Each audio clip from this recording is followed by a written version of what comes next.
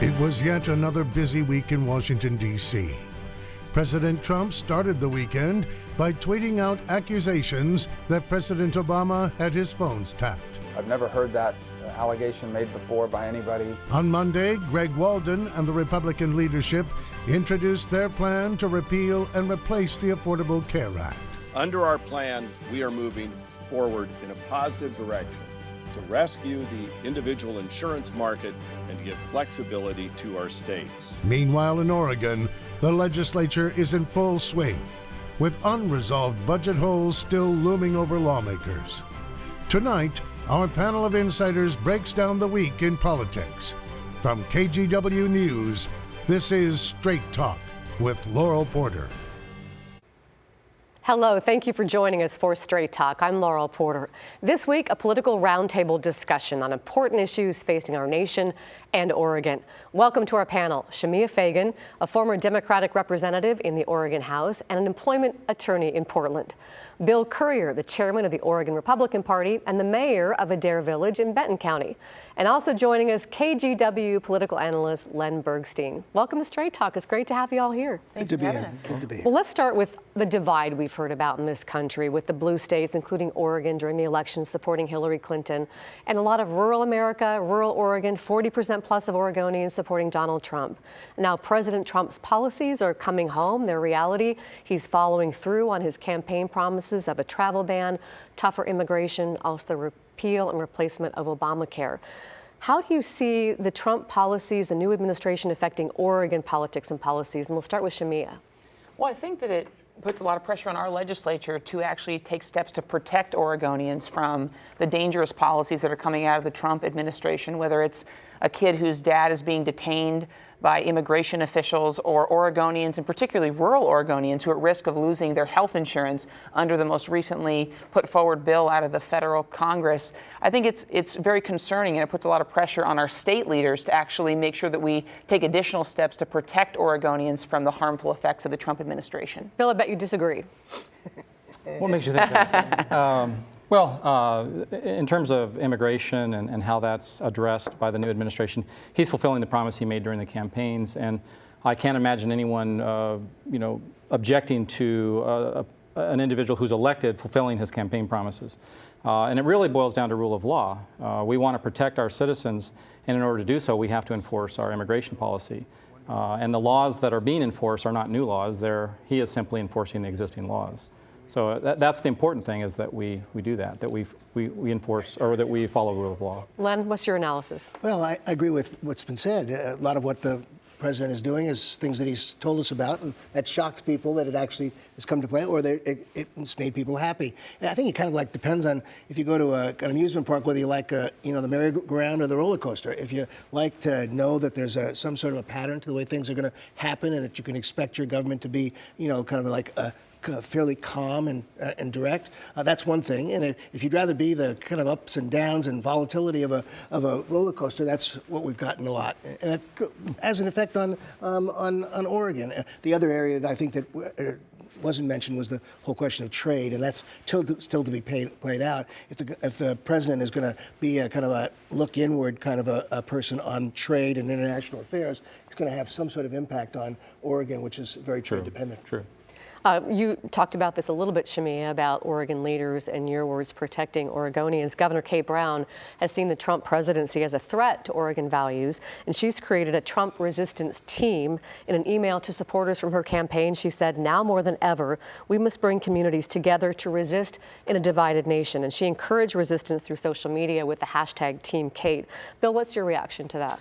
Well, I think there's always going to be differences between federal and state positions on issues, a variety of issues, and there are mechanisms in place to deal with that. However, when our elected leaders, our governor in this case, is using her time to form a resistance team, what she's really doing is not getting past the election. Oregon voters want to get past the election. They want to move on. They don't want to threaten federal resources. And one of the cases there is the sanctuary cities. She's taken a position on that that's going to require that, from the federal position, that funds be affected in Oregon. And regular Oregonians do not want to be affected by a reduction in federal resources on an issue where they just want to protect themselves from crimes. Shemia? So.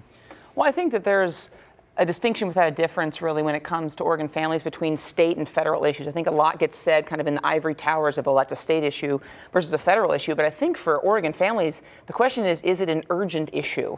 And if it is a kid whose dad is being detained by ICE and he's not sure when he's going to see his dad again, or an Oregonian at risk of losing her health insurance, or a kid with a disability in a school not sure how much this administration is going to support students with disabilities, those are the issues our governor is and should be focused on, whether they're state or federal. I think that any issue that's causing stress and anxiety and heartache around kitchen tables in the state of Oregon is what our governor should be focusing on, not worrying about if it's a state or federal issue. She's here to serve Oregonians, regardless of where the source of that pain comes from. Len, you want to jump in? Those are both really good sets of comments, I think. As I look back on governors in the past, the ones I remember are the ones who really spoke to values. You know, you could agree or disagree with them, but when they speak to some set of values that are commonly held by Oregonians, I think they are in their best flower. And I think Kate Brown, the more she can kind of give voice to what she thinks are Oregon values and how those are differentiated between what's maybe going on at the national level, that's really the way Oregonians ought to kind of like get into the discussion, rather than maybe arguing over a specific amount of money we get on the transportation plan or whatever. On the national stage, and we heard about this in the very beginning of the show, the wiretapping, President Trump charging in a series of tweets that former President Obama had wiretapped his phones at Trump Tower before the election, providing no evidence whatsoever. What was your reaction when you heard that, Shemia? What an irresponsible claim. I mean, this literally, President Trump is in the position to be the most informed person in the world. And he continues to rely on kind of right-wing conspiracy websites and then just shares that information without actually checking to see if there's any evidence to back it up. And you actually see Republicans in Congress kind of scrambling to come up with a response to this, because he tweeted that out with no evidence whatsoever.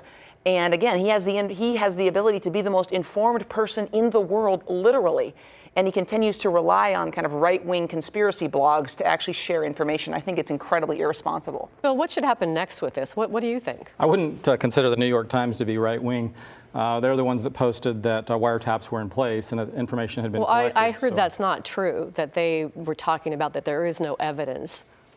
Well, investigations did occur and information was requested. But not that President Obama tapped big difference. Trump's phones. Well, I don't know. There's a lot of information still to come out on that. I'm just saying that the president may have information that is not yet. But should he have tweeted that for the whole world to hear? Well, I think what you're segueing into is actually the whole tweeting issue, as if the president doesn't have a right to tweet a position on something. But something like that's so inflammatory, it's really accusing the president of a felony. I don't think it's inflammatory for the president to take a position that he feels he's been wiretapped, and there is evidence to support that. Even though they're saying that it was a different context, there is evidence to show that wiretapping was going on. Several agencies have said that was happening, and news sources have repeatedly used anonymous or unnamed sources, which turned out to be these intelligence agencies. Well, let me move to something along the same subject, and then I'll get your reaction, Len. After President Trump tweeted that claim that the President Obama had wiretapped his phones, Republican former Speaker of the House Newt Gingrich was quoted in the New York Times about what he sees happening in the White House and the president's behavior. And he says it's a sign of how deeply frustrated he is that they have a much bigger assault against them than people have had in the past, talking about presidents in the White House. He went on to say Mr. Trump needs to figure out how to get control of his own bureaucracy. Gingrich told the Times he's not going to survive unless he profoundly rethinks what they're doing and how they're doing it. So Len, let me jump in here, let you jump in here. And after 50 days, how do you think President Trump is doing in office? And mention the wiretapping if you'd like. Well, the question is whether this demonstrates a lack of thinking or a lack of discipline in the way he tries to organize government. Either one of those are a little, frightening, but particularly if he really doesn't have given it the kind of thoughtful attention that Shemia was saying. There's a lot about this president and his term that you can say, wow, I I like somebody who's energetic, who wants to kind of like change things. I mean, after all, the country did vote for somebody that wanted change. It clearly was that kind of election. But the things that he's picking on, or the way he talks to the American public, is very dispiriting to me. I mean, he hasn't had the most kind of effective 100-day or first 50 days, and he keeps claiming that he did. I mean, he said he was going to come in, he was going to tax reform, he was going to do tariffs, he was going to do infrastructure, he was going to do a variety of things that these were legislative actions or whatever. He's chosen to do executive actions that give him a chance to kind of take a little bit of credit for something without really kind of thinking it through or kind of pushing it out. A brief response from Bill? Well, we're on day 50 of 100 days of a 200-day plan. He started with executive orders, did quite a few of those, addressed some things that he promised to do, and I think he's accomplished more in the first 50 days as far as accomplishing his promises than. I mean, you can't fault him for the energy and the speed at which he's operated. The style, maybe this is a matter of style. But because he is different. People aren't used to a non-politician as president. Well, I think that's exactly right. I think it's a question of accomplishment and substance, Bill. I think it's not just style. I mean, I think we've gotten over being perplexed by his style after watching the election and all the way through it. Well, it seems to be still going on. Well, to the extent they don't like him tweeting. Why not? Well, to the extent he comes in and kind of like, steps all over his own news or changes the topic every day in order to get people's attention away or says something outlandish. I mean, you have to believe that it's outlandish to charge Obama in the same way that he charged that he wasn't an American citizen. I mean, this is a guy who's got a history of really weird stuff. Okay? And yet, most of the things that he said at the moment where people were doubting whether he said it has turned out to be true. Like the size of the inaugural crowd? No, that's not true. I'm going to jump in here because we could debate this for a long time. Well, we could debate that one too. But I want to come back to health care. Earlier this week, Republicans on the committee that led the health care changes, Oregon Congressman Greg Walden, unveiled their replacement for the Affordable Care Act. It's been called the American Health Care Act, and it's been met by criticism from Democrats and some conservative Republicans. Here's what Congressman Walden had to say about it. Simply put, we believe we have a better way to deliver solutions that put patients, not Washington bureaucrats, first. We provide the American people with what we've asked for and what they've asked for: greater choice, lower cost, and flexibility to choose the plan that best suits their family's needs. Introduction of this bill is just the first step in helping American families across the country obtain truly affordable health care, and we're eager to get started. 400,000 Oregonians are now covered by health care because of the expansion of Medicaid. Shemia, what's your take on this new plan? Well, I'm not a healthcare expert, so I defer to those who have met this plan with extreme criticism. The reality is this looks like a plan that's going to have less quality in terms of the plans, not requiring things like prenatal coverage, coverage for mental health care and addiction services, things that we should be supporting, and higher costs and higher premiums.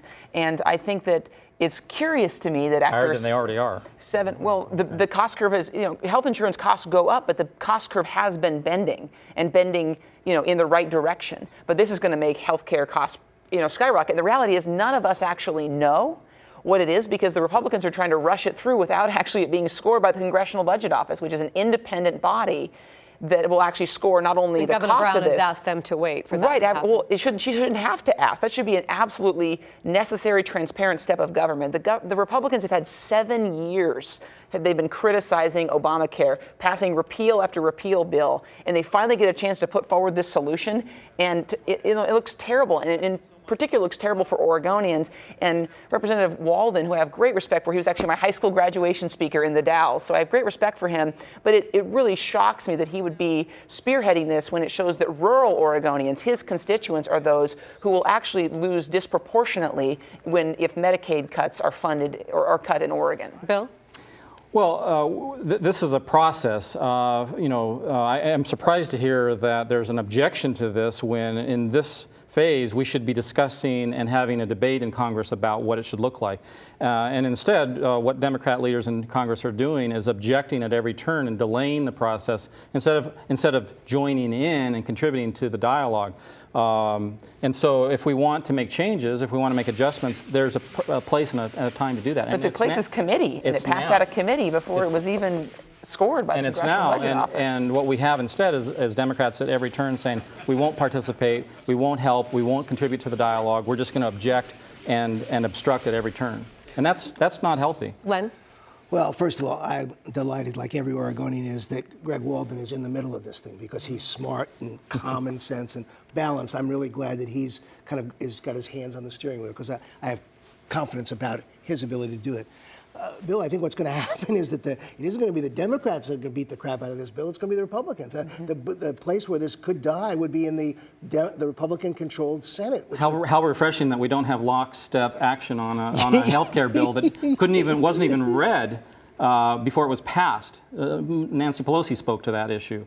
And now we have Republicans actually debating with each other as to the aspects of it that should occur. Democrats are just stepping away from the table. I think that's a great spin on it, Bill. You did a really marvelous job of that. But I got to say that the interesting thing will be how Republicans do step up to the plate and take charge of governing. McConnell's got a tough job in the Senate side to kind of make this happen. And so it'll be really interesting. I don't think it'll be, quite frankly, I don't think it'll be Democrats who do this plan in. I think it'll be kind of the inability of Republicans to kind of come to grips on the various sides of what they want to see done in terms of reform. Okay, Len, I want to jump in here because we want to get to some Oregon topics. Sure.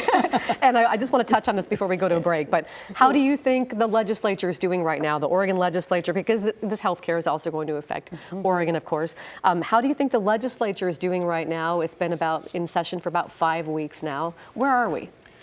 Well, the real stuff is kind of like submarine type work. Really the big issues, the 4 big issues that we all know: PERS, transportation, the healthcare budgets, and how to balance budgets. Those big things, you'd have to say there's a little bit of avoidance in terms of kind of pushing those out in the public. What's happening is that there are a bunch of important issues that are being worked on in committees, and these 4 big issues have been divided up into committees that are just going to be coming back.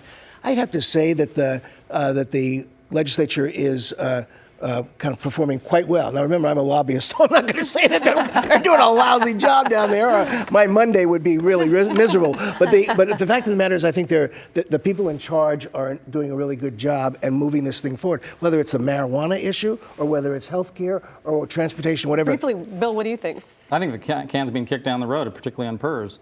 I think it's not being addressed directly and immediately as it should be. It's a catastrophe that's just waiting to happen. Well, let's dig into that after the break. We'll talk about transportation. Is there going to be a transportation package? More about PERS. But we'll take a break right now. We're back in 2 minutes.